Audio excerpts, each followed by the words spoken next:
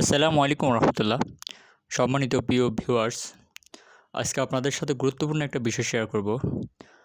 মহান আল্লাহ তাআলা আমাদেরকে অসংখ্য নিয়ামত রাজি দান করেছেন। তার মধ্যে একটা নিয়ামত হচ্ছে প্রাকৃতি থেকে যে পাওয়া ফল, ফসল ইত্যাদি।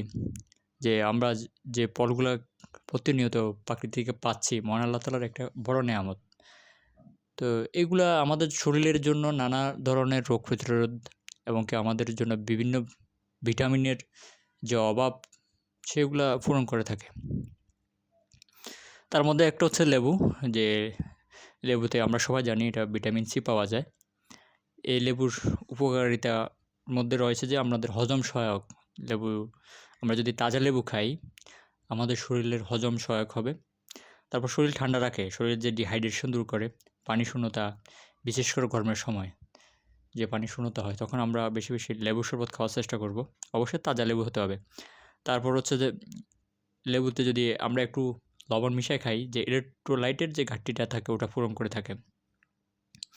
বিভিন্ন রোগ প্রতিরোধের সহায়তা, আমাদের শরীরে যে সমস্ত বিভিন্ন সময় রোগ বিরোগ এসে থাকে, এগুলা যেন সে বাধা হয়ে দাঁড়ায় অনেক সময় আল্লাহর রহমতে। তারপর হচ্ছে যে শরীরের যে টক্সিন বিভিন্ন পদার্থ আছে এগুলা বের করে দেয়। তারপর ত্বকের বিভিন্ন সহায়তা, যে শরীরে আমাদের যে ব্রণ হয়, তারপর ত্বকের যে লাবণ্যতা নষ্ট হয়ে যায়। তো লেবু খেলে তখন আমাদের শরীর কী হয়, ভালো থাকে এবং ত্বকের উজ্জ্বলা হইতেও সহায়তা করে। আর আমরা যদি লেবুটাকে আমরা মধু দিয়ে খাই, তখন কী হবে, শরীরের যে ওজন, যাদের ওজন অনেক বেশি, তারা যখন এই লেবুটা খাবে, একটু মধু মিশিয়ে, ওজন কমাতেও সহায়তা করবে।